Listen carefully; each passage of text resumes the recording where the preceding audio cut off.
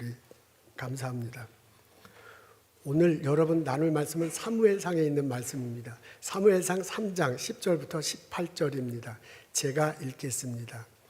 여호와께서 임하여서서 전과 같이 사무엘아 사무엘아 부르시는지라. 사무엘이 이르되 말씀하옵소서 주의 종이 듣겠나이다 하니 여호와께서 사무엘에게 이르시되 보라 내가 이스라엘 중에 한 일을 행하리니 그것을 듣는 자마다 두 귀가 울리리라. 내가 엘리의 집에 대하여 말한 것을 처음부터 끝까지 그날에 그에게 다 이루리라. 내가 그의 집을 영원토록 심판하겠다고 그에게 말한 것은 그가 하는 죄악 때문이니 이는 그가 자기의 아들들이 저주를 자청하되 금하지 아니하였음이니라. 그러므로 내가 엘리의 집에 대하여 맹세하기를 엘리의 집의 죄악은 제물로나 예물로나 영원히 속죄함을 받지 못하리라 하였노라 하셨더라. 사무엘이 아침까지 누웠다가 여호와의 집의 문을 열었으나 그 이상을 엘리에게 알게 하기를 두려워하더니 엘리가 사무엘을 불러 이르되 내 아들 사무엘아 하니 그가 대답하되 내가 여기 있나이다 하니 그가 이르되 내게 무엇을 말씀하셨느냐 청하노니 내게 숨기지 말라. 내게 말씀하신 모든 것을 하나라도 숨기면 하나님이 내게 벌을 내리시고 또 내리시기를 원하는 줄 아니지라. 사무엘이 그것을 그에게 자세히 말하고 조금도 숨기지 아니하니 그가 이르되 이는 여호와시니 선하신 뜻대로 하실 것이니라. 아멘. 엘리는 초기 이스라엘 시대를 이끌었던 지도자입니다. 실로라는 지역에 성전이 있었어요. 그곳에서 대제사장 역할을 수행했습니다. 그 무렵에 어린 사무엘이 함께 기거했습니다. 어느 날 밤 어린 사무엘이 엘리를 찾아와요. 그러면서 나를 불렀습니까? 하고 묻습니다. 누가 사무엘아 사무엘아 하고 하는데 나를 찾았습니까? 엘리 제사장이 낌새를 채죠. 그리고 충고합니다. 다음에 누가 또 사무엘아 사무엘아 부르거든 여호와여 말씀하소서 주의 종이 듣겠나이다 라고 말하라 라고 그렇게 알려줍니다.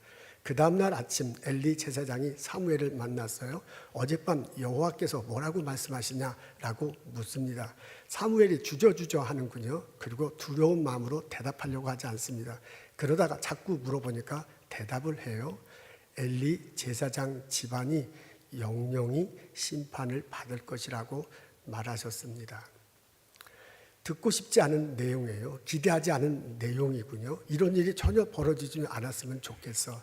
근데 사무엘을 통해서 하나님의 뜻이 전해졌습니다. 엘리 집안에 대한 하나님의 뜻이 엘리 입장에서 볼 때는 좋은 게 아니야.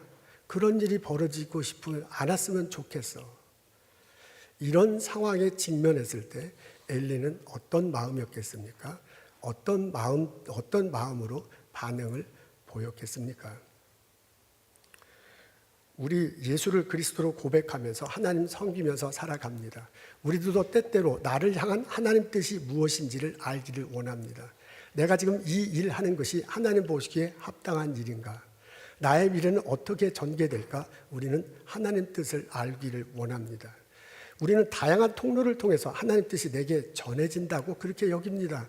성경을 통해서 기도를 통해서 함께 찬양하고 예배를 드릴 때 하나님이 내게 말씀하십니다. 우리는 하나님이 뜻을 내게 비추어 줄 때 그 뜻은 대체로 좋은 것이다 라고 그렇게 예상합니다. 거기서 말하는 좋은 게 뭐냐라는 것은 사람마다 다르겠지만 하여간 좋은 게 좋은 거잖아요. 내가 하고 싶은 대로 하고 내가 계획하는 대로 일이 전개돼. 그래서 그 일이 잘 됐어요. 내가 복을 받고 건강하고 자녀들도 잘 되는 거. 그게 좋은 거 아닙니까? 그런 식으로 하나님의 뜻이 전개되기를 바랍니다. 근데 살아가다 보면 신앙생활하면 하나님의 뜻이 꼭 내 입맛에 맞는 게 아니에요. 하나님의 뜻이 나하고 다르게 나한테 다가올 때가 참 많습니다. 나는 지금 이 시간 이 사람과 함께 이런 일을 이렇게 하고 싶어. 그러면 잘 될 것 같아요. 근데 내게 다가오는 느껴지는 하나님의 뜻 혹은 일을 추진하다가 알게 되는 하나님의 뜻은 그게 아니야. 지금이 아니라 다음이야. 또 다른 사람하고 또 다른 방법으로 또 이렇게 일을 추진해야 된다는 것을 알게 될 때가 있습니다. 내 뜻과 하나님의 뜻이 다른 거야. 그렇게 내 뜻과 하나님 뜻이 내게 다가와서요, 내가 불편해, 그런 일이 안 벌어졌으면 좋겠어, 나고 싶지는 않아, 그러나 나를 향한 분명한 하나님이 있다고 여겨질 때 여러분은 어떤 반응을 보이겠습니까? 어떤 생각을 하면서 하나님의 뜻을 대하고 있습니까? 대제사장 엘리는 자포자기하는 심정으로 하나님께 답을 합니다. 그게 18절에 나옵니다. 앞에 있어요. 우리 다 같이 읽겠습니다. 시작. 이는 여호와시니 선하신 소견대로 하실 거리라 그랬습니다. 선하신 소견대로, 하나님의 뜻대로 될 것이다 라고 그렇게 말을 합니다. 요 한 문장을 놓고 보면 하나님 뜻에 굉장히 따르는 것 같지만 사실 앞뒤 전으로 보면 자포자기하는 심정, 할 수 없이 이거 하나님 이런다면 그렇게 될 수밖에 없다라는 식으로 대답하는 겁니다. 엘리에게는 아들이 둘이 있었습니다. 홈리와 비느하스죠. 이 두 아들도 제사장이었는데 사고 뭉치입니다. 그때 당시 제사장 집안은요, 제물로 드리는 일부분을 11조로 받아서 생활하도록 했습니다. 예를 들면 동물로 제물을 드릴 때 그 제물의 일부분을 제사장 집안이 가져가는 겁니다. 근데 그것이요, 율법으로 하나님 말씀하시고 율법으로 정해진 거죠. 근데 그것이 제사법이 아주 자세히 나와 있어요. 그것을 다 하고 난 다음에 그 제물의 일부분을 떼어서 갖고 가는 건데요. 이 홈리와 비느하스 이 두 아들이요, 중간에 그 고기를 갖고 가는 거야. 절대로 그러면 큰일 나거든요. 근데 그런 짓을 서슴지 않게 합니다. 그리고 성경에 보니까 여자 관계도 별로 좋지 않았습니다. 이런 것 때문에 다른 예언자를 통해서 충고를 받았어요. 너 그러면 안 된다. 두 아들을 제대로 생활하도록 고쳐야 된다. 그렇지 않으면 너희 집안에 노인이 없어질 거고 젊은 사람이 사라질 거다. 그게 무슨 말이에요? 대가 끊긴다. 너희 집안 폭삭 망한다. 그 말이잖아요. 그렇게 다른 예언자부터 충고를 들었어요. 그래서 아들들을 혼냈는데요, 잠시 혼내다가 말았습니다. 그러고 그러니까 그런 일이 계속되는 거야. 그러자 하나님께서 사무엘 통해서 이렇게 얘기하거든요. 너희 엘리 집안의 심판은 영정할 거다. 그 무슨 말하면 너 심판 받는 대로 정말 이런 일이 벌어질 거다라고 그렇게 말하는 거예요. 엘리를 볼 때는 이런 일이 안 벌어졌으면 좋겠어요. 우리 집안 꼴딱 망한다는데 그게 무슨 하나님의 뜻이야. 그런데 받아들일 수밖에 없는 거예요. 자포자기하는 심정으로 하나님의 뜻을 받아들입니다. 저는 이것을 복종한다. 이 한자어로 종이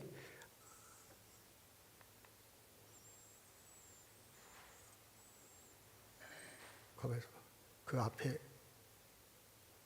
복종이 있어야 되는데 뭔가 지금 잘못된 것 같아요.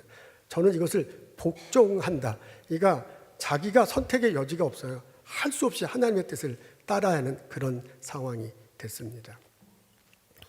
여러분, 하나님 뜻을 알고 그 뜻에 대해서 반응하는 여러 가지 사례가 성경에 있습니다. 근데 그 사례들이 서로 약간 모습이 다릅니다. 요나가 생각나요? 니느웨로 가라라고 하나님께서 부르셨잖아요. 그러니까 요나가 나 안 갑니다, 싫습니다 하고 다시스로 도망갑니다. 가다 배 위에서 던짐을 받잖아요. 고래 뱃속에 큰 물고기 뱃속에 들어가요. 나중에 이제 무트로 나옵니다. 이거 그냥 하나님 뜻대로 해야 되는가 보다 하고 니느웨로 갔어요. 가서 말씀을 전하는데 웬걸 이 사람들이 막 회개하니까 하나님의 심판을 거두는 거예요. 그러니까 막 요나가 화가 나가지고 이런 법이 어디 있습니까? 그러면서 뭐라고 얘기하는지 아세요? 이러려니 차라리 나를 죽이십시오 이래요. 여러분, 요나는 하나님 뜻이 분명히 뭔지 알았어요. 근데 처음부터 끝까지 계속해서 반대, 계속해서 도망가 어떻게 하든지 하나님 뜻대로 안 하려고 합니다. 근데 놀라운 것은 그렇게 살면서도요, 결국은 하나님 뜻한 대로 살아가요. 그래서 내가 이것을 갖다가 이거는 굴종이다. 이게 종은 이렇게 따라가는 건데, 종은 따라간다 그런 뜻인데, 굴욕하면서 이거 굴욕하면서 따라간다. 이런 굴종의 모습이다. 이렇게 적었습니다. 엘리는 복종, 선택의 여지가 없어서 복종했고, 그다음에 요나는 굴종, 그냥 계속 반대하면서도 끌려가면서 하나님 뜻대로 살게 됩니다. 이스라엘 백성들의 삶은 다양합니다. 근데 두 가지로 요약할 수 있어요. 어떤 때는 하나님 뜻대로 살고 어떤 때는 하나님 뜻대로 살지 않습니다. 그래서 하나님 뜻대로 살다가다고 나중에 꾀임을 받아서 우상 섬기며 살아가잖아요. 그럼 하나님부터 심판받아. 그럼 어이구 잘못했습니다 하고 다시 하나님 뜻대로 살아. 이러면서 하나님 뜻대로 살다가 안 나게 살다 왔다 갔다 해요. 왔다 갔다 하면 안 돼. 네. 이제 왔다 갔다 해요. 이거 왔다 갔다 한다는 걸 한자로 횡이라고 그래요. 횡보한다. 이렇게 술 취하면 횡보한다 그러잖아요. 그래서 이 이스라엘 백성들이 하나님을 따라가긴 따라가는데요. 횡종한다. 제가 볼 땐 그래서 횡종한다 이렇게 했습니다. 여기 횡종은 한자에 없는 겁니다. 제가 만든 말입니다. 그러니까 말입니다. 또 한편 우리가 아브라함이 생각나. 아브라함이요 갈대아 우르를 떠나가지고 가나안으로 가자. 하나님께서 가나안으로 가라니까 다른 말이 아니고 가나안으로 가. 100세의 아들을 낳습니다. 그 아들 제물로 바쳐라니까 단 한마디도 않고 그냥 따라서 하잖아요. 아들 데리고 가서 모리아산으로 갑니다. 제단을 쌓습니다. 묶어가지고 아들을 제단에 올려놓고 막 죽이려고 들려. 그러니까 하지 말라. 하나님께서 오히려 하나님이 다급해가지고 하지 말라 그러면서요. 너가 나를 경외하는 줄 알았다. 그렇게 말을 합니다. 그러면서 다시 얘기가 전개되잖아요. 이게 우리 신앙인들이 아주 믿음의 모습으로 이렇게 그게 비춰지는데요. 저는 그 모습이 좀 주저스럽습니다. 그러니까 그 모습에 대해서 좀 주저합니다. 좀 이렇게 마음이 선뜻 나가가지 않습니다. 이게 믿음의 사람들이 볼 때는 이게 완전히 하나님을 따르는 건데요. 믿지 않는 사람이 볼 때는 미친 짓이죠. 아니 이쪽으로 가라면 왜 갑니까? 거기는 어딥니까? 무엇입니까? 좀 물어보고 가는 게 당연히 하나님의 사람이죠. 자기 아들을 죽여라 그럴 때 단 한마디 않고 죽이려는 사람이 어디 있어요? 그러니까 예수 믿는 우리가 볼 때는 막 계속 그 말을 들으니까 믿음 좋은 모습이지만 다른 사람이 볼 때는 이건 미친 짓이야. 그래서 내가 그분이 하나님을 따르긴 따랐는데 이건 맹종이다. 여기서 맹은 이제 눈 감고 하는 거예요. 눈 감고 맹종. 이거 그냥 맹종하면서 따라간다. 라고 그렇게 규정해 보았습니다. 성경을 제가 읽고 곰곰이 생각해 보니까 엘리는 복종에 선택의 여지가 없어. 그렇게 할 수밖에 없어. 이스라엘 그다음에 요나는 굴종에서 그냥 안 갑니다. 안 됩니다. 막 계속 되면서 그러지만 이게 끌려가듯이 하나님 뜻에 붙들려서 살아가.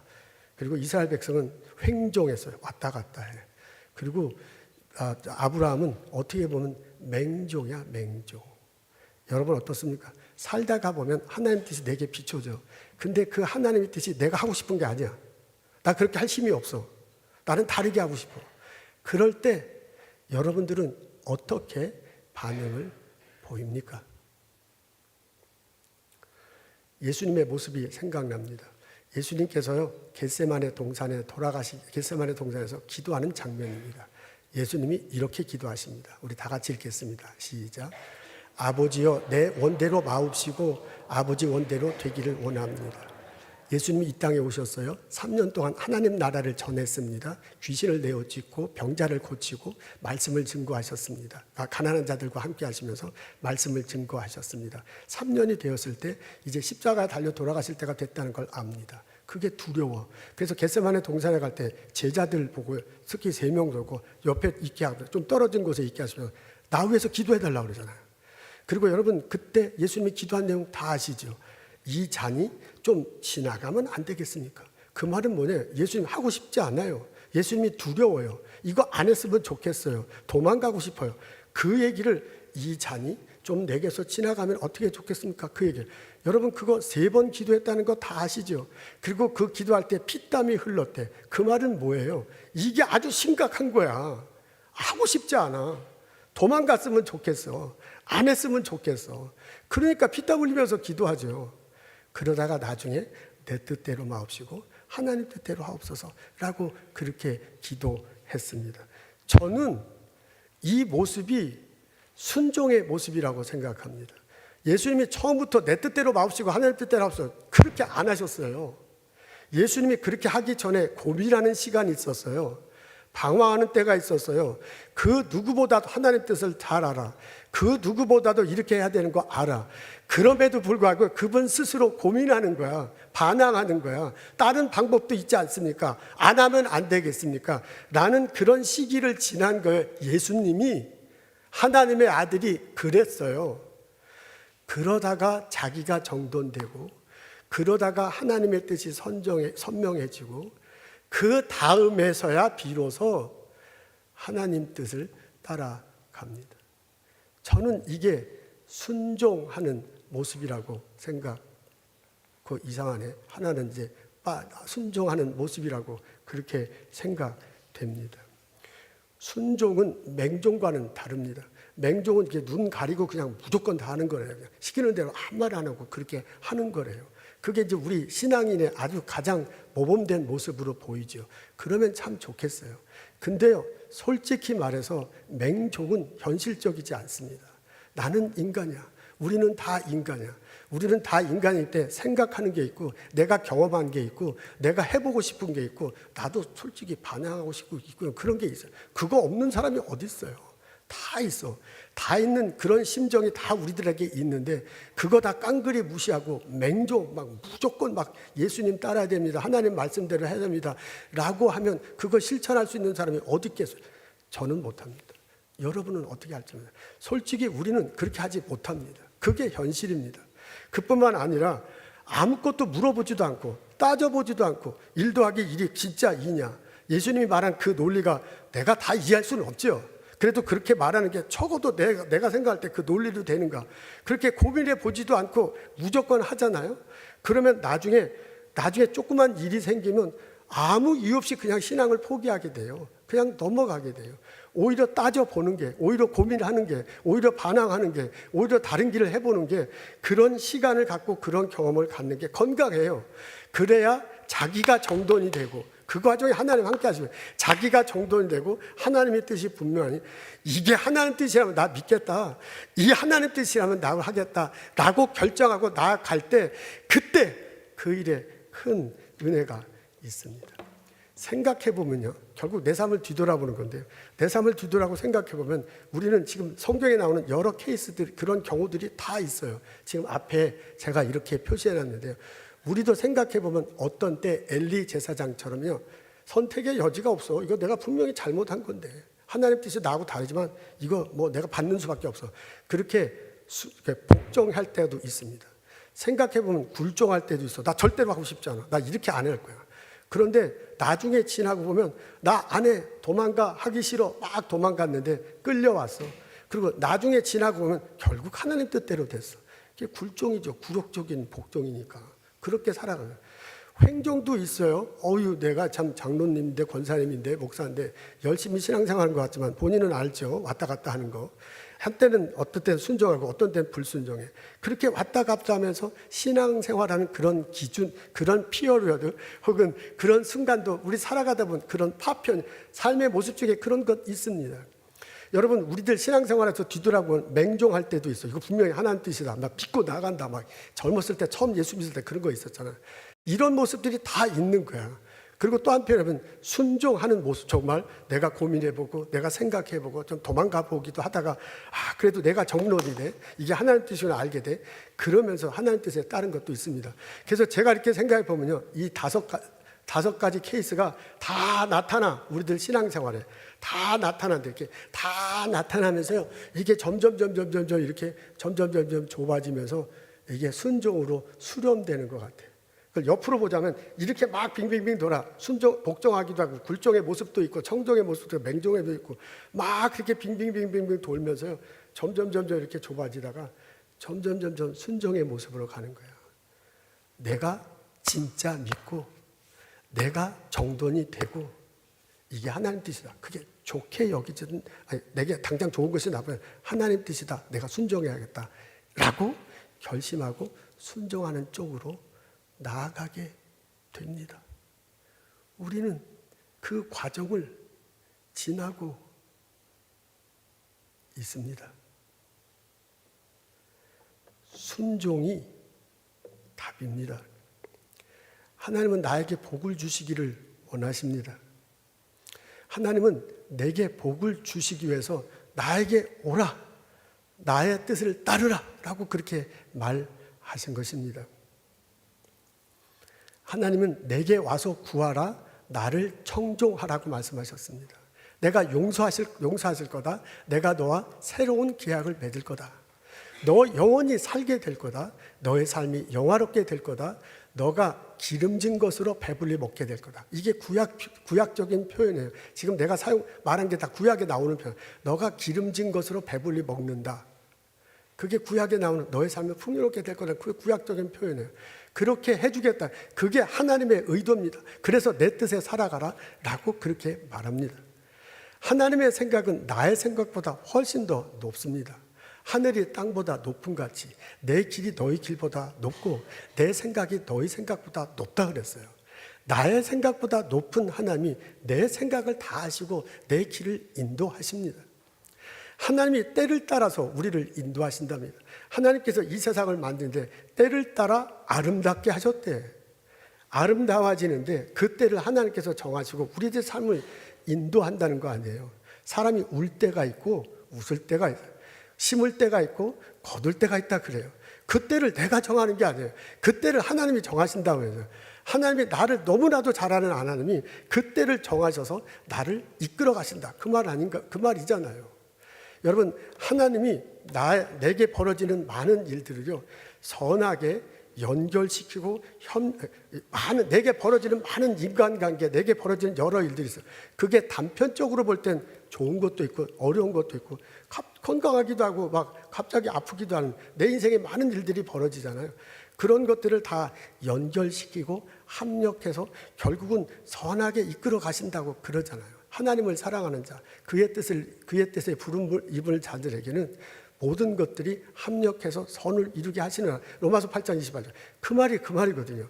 결국 하나님은 내게 벌어진 많은 일들을 하나로 이렇게 몰아가세요. 우리 인생을 이렇게 뒤돌아보면 우리 장로님 권사님 어르신들 앞에서 자꾸 이런 소리 해서 죄송한데 이렇게 인생을 이렇게 뒤돌아보면 좋았던 일도 울 수밖에 없고 웃을 수밖에 없는 일이 있어요. 그게 파편적으로는 그래.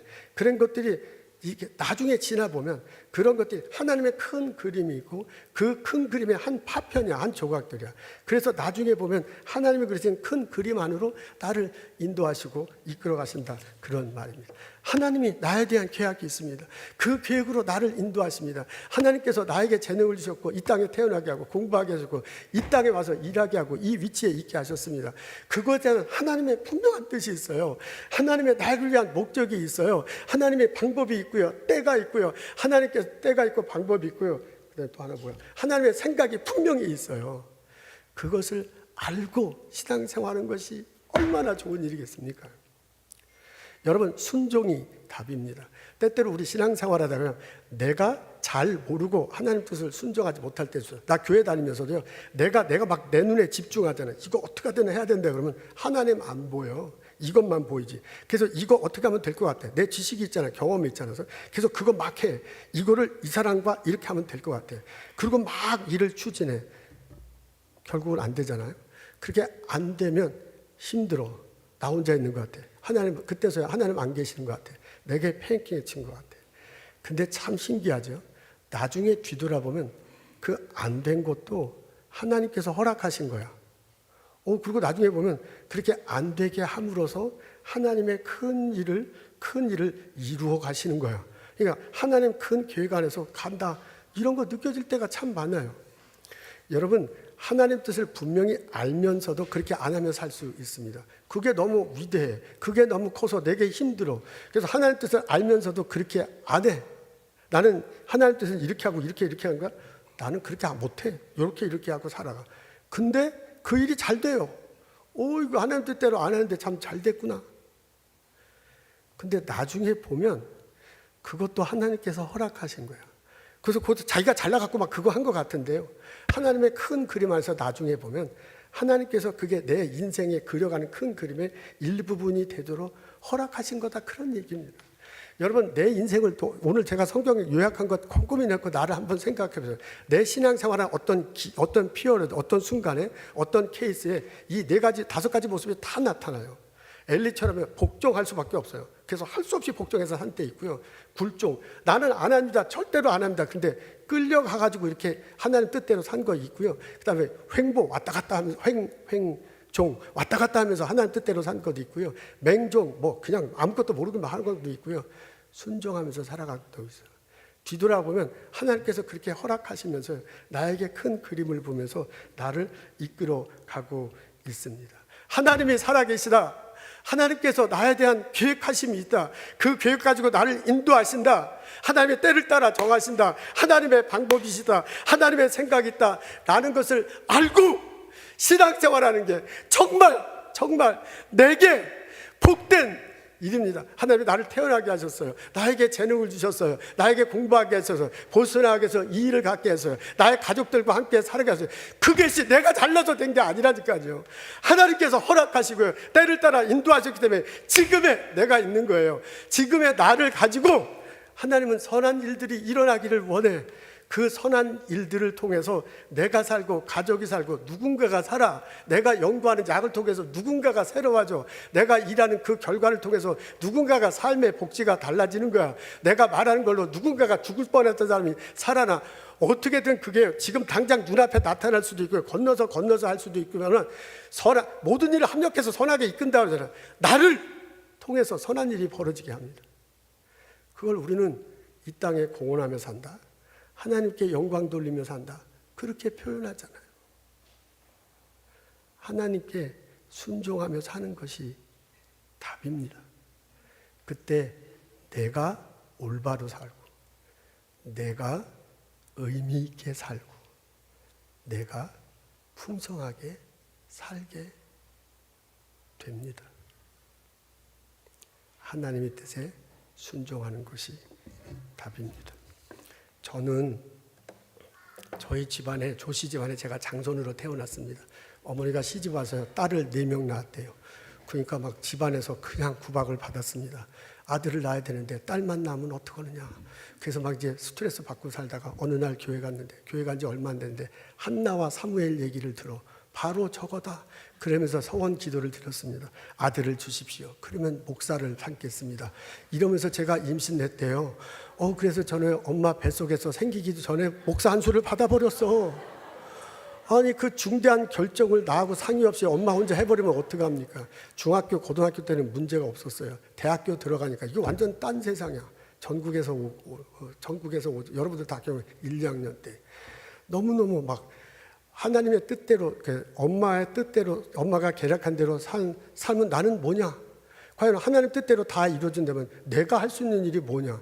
그때 제가요, 꼭 개 같아서 여러분, 개가 이렇게 개 목걸이에 끌려가지고 주인이 여러분 왔다 갔다 하잖아요. 그러니까 내가 개 목걸이에 물려 있는 것 같아. 묶여 있는 것 같아. 제가 개띠입니다. 야, 이게 내 인생이 사람이 아니라 개냐? 이게 뭐냐? 군대 갔다 오고요. 그 다음에 이제 졸업하고 30대, 40대, 50대 이렇게 됐습니다. 그러면서요, 인생을 살다, 우리 장로님 권사님들 죄송해요. 이게 살다 보니까 내 생각이 점점 바뀌어. 예전엔 내가 개띠에 묶여 사는 줄 알았어요. 근데 지금은 하나님께서 보호하시는구나, 인도하시는구나. 예전에는 내가 이렇게 막 꽉, 대학교 1학년, 2학년 때 정말 나도 방황 많이 했습니다. 꽉 이렇게 묻혀 사는 때. 근데 지금은 든든해요. 지금은 하나님이 백으로 내 뒤에 있는 것 같은 그런 생각이 듭니다. 이런 고백이 어느 날 갑자기 생기지 않았습니다. 제가 1988년도에 미국에 왔어요. 여기 와서 공부하면서 여기서 공부하고 목사 안수 받고 경험 받고 한국으로 가리라 라고 굳게 결심했습니다. 공부를 마쳤습니다. 목회를 했습니다. 연합감리교회에서 일했습니다. 40대 초반이 돼서 보니까 스펙이 괜찮아요. 그래서 한국교회 여러 군데 지원했습니다. 다 안 됐어요. 한 군데는 정말 될 줄 알았어요. 내가 정말 꼭 가고 싶은 게. 전날 밤까지 이제 오시라고 다음날 비행기표 사라고 그랬는데 비행기표 살라고 보니까 새벽에 전화 와가지고 안 된대. 그래서 못 가게 됐습니다. 하나님은 한국이 아니구나, 미국이구나. 그럼 미국 가만히 생각하면 한국 사람이 많은 데가 어디냐? 로스앤젤레스야. 그래서 LA로 가서 큰 교회를 하면 좋겠다. 이래가지고 주님 LA로 보내주십시오. 연락에 기도했다는 거 아닙니까? LA로 못 갔습니다. 여러분, 제가 내시빌 테네시에 살았는데 내시빌 테네시는 동남쪽이에요. 그러니까 내시빌 테네시를 기준으로 해가지고 한국과 LA는 서쪽이야. 그러니까 나는 서쪽만 바라보고 계속 기도했어요. 동쪽 뉴욕 보스턴은 생각해 본 적도 없어요. 2005년 2월 달에 이 지역에 있는 감리사님이 저한테 전화가 왔어요. 너에 대해서 들은 바가 있다. 성령께 와서 목회해 줬으면 좋겠다. 그때 처음으로 보스턴에 왔습니다. 2월 달에 인터뷰했죠. 그리고 이제 저희 집사람하고 이렇게 왔습니다. 그때 이제 저를 보신 우리 장로님 권사님들이 한 10분 정도 계시는 것 같아요. 그때 이제 60대였어요. 근데 이제 저는 40대 중반이고 우리 집사람은 30대 후반이었는데 우리를 이렇게 딱 보시는데 이제 젊은 목사가 새로 왔으니까 이제 밤같기도 하면서 그 눈빛이 아직도 기억나는데 이렇게 젊은 애들이 목회할 수 있을까 하는 눈빛으로 그냥 계속 나를 쳐다보는 거야. 이거 참. 우리 장로님 권사님들 그냥 20년 동안 그렇게 20년이 됐어요. 그래서 제가 이때까지 신앙 목회하고 있습니다. 저는 행복합니다. 저는 보스턴에서 목회하는 게 참 좋습니다. 저는 여러분들과 함께 신앙생활하는 게 너무너무 좋습니다. 저는 주일날 여러분 제 설교를 들어준다는 게 얼마나 감사한지 몰라. 이 더운데 지금 그런 게 너무너무 감사해요. 나는 하나님의 복을 받았다라고 그렇게 생각합니다. 뒤돌아보면 제 인생도요, 복종 어쩔 수 없어요. 굴종할 때도 있었고요, 횡종할 때도 있었고요, 맹종할 때도 있었고, 순종할 때도 있어요. 근데 이게 점점 지나면서 순종이 뭔구나 라는 것을 알게 됐습니다. 지나고 보면 내 뜻대로가 아니에요. 하나님 뜻대로 인생은 펼쳐집니다. 나를 향한 하나님의 뜻이 무엇인지 알고 그 뜻에 순종하며 살아가는 나와 여러분 되시기를 주님의 이름으로 축원합니다. 기도하겠습니다. 하나님, 예수 그리스도 믿게 해주셔서 감사합니다. 저를 불러주셔서 감사합니다. 저에게 하나님의 뜻을 보여주시고 이 땅을 살아가도록 인도해 주심을 감사합니다. 하나님 뜻 앞에 순종하며 살아갈 수 있도록 도와주시옵소서. 예수님 감사합니다. 예수님 이름으로 기도합니다.